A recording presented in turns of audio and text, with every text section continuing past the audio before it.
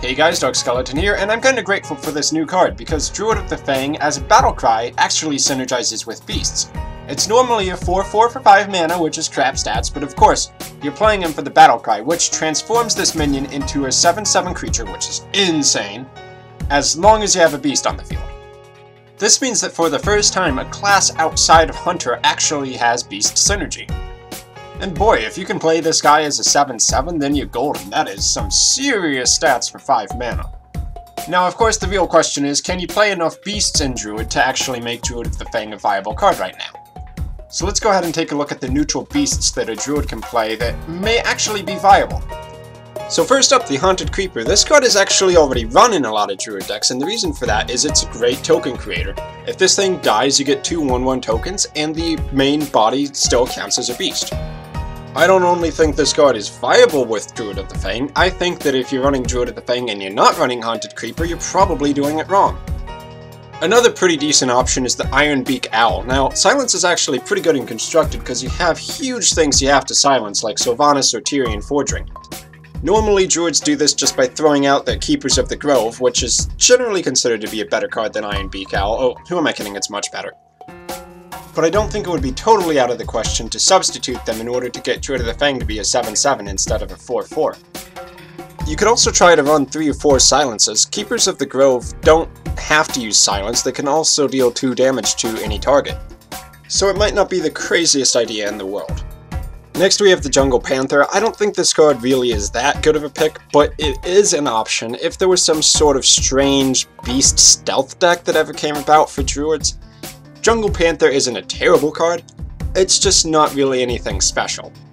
For Jungle Panther to really be worth playing in a Druid deck, there would have to be a lot more Beast Synergy than just this Druid of the Fang. King Mukla might actually be a good option in some decks though. He's a very aggressive card, allowing you to get that 5/5 out for 3 mana. The downside, of course, is that it gives your opponent bananas, but that's okay, because your objective is to kill the opponent, and Druids can do that pretty well. If you get a good early board presence with a Savage Roar, you can pretty much kill your opponent outright. And it's also an option in mill decks, which honestly still needs some work before they can be viable.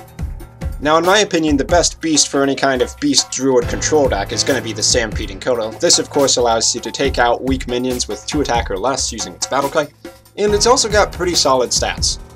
The main downside, of course, is that you can't play Stampeding Kodo and Druid of the Fang on turn 5. But if you were able to coin out a Stampeding Kodo on turn 4 and follow it up with Druid of the Claw, that would actually be a very strong play. Next, of course, we have Stranglethorn Tiger. Now, this card I think kind of falls into the same trap as the Jungle Panther, where it's a stealth minion which really doesn't have that many strong advantages right now in constructed. Unless your card's name is Shade of Naxxramas or Gadget Sand Auctioneer, where they have a real reason to want to be stealthed. But I do think it's a little bit more solid of a card. It's actually pretty good in arena mode. For constructed, it's got average stats, and stealth isn't bad to have. Just, you would need more than Druid of the Fang in order for Stranglethorn Tiger to really work in a beast deck. Then there's kind of an oddball, the Emperor Cobra, which allows you to destroy any minion damaged by him. The problem is that most opponents are going to take him out before you're able to trade it into some huge 10 health minion.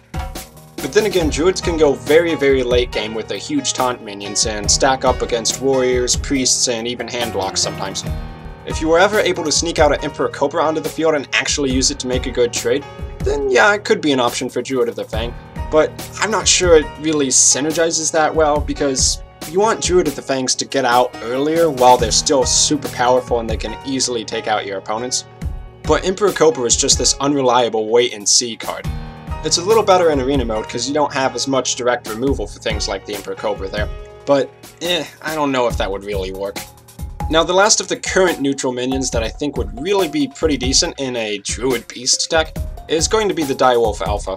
Now, this card's actually good for boards that have a lot of weak guys, a lot of zoo-like cards, or Hunted Creepers, which you would probably be running along with this guy.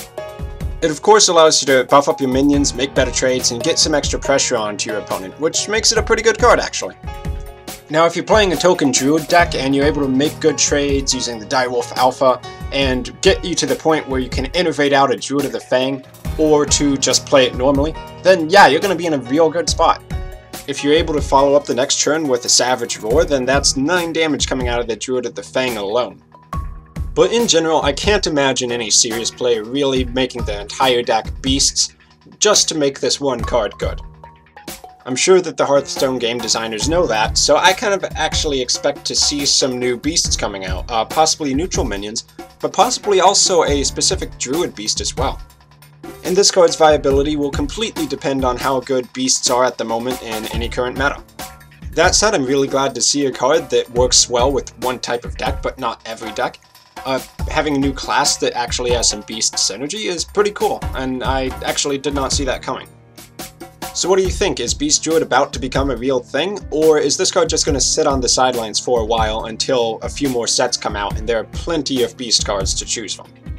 I've been Dog Skeleton. If you enjoy my videos, please consider donating to my Patreon. Thank you all very much for watching, and I'll see you all next time.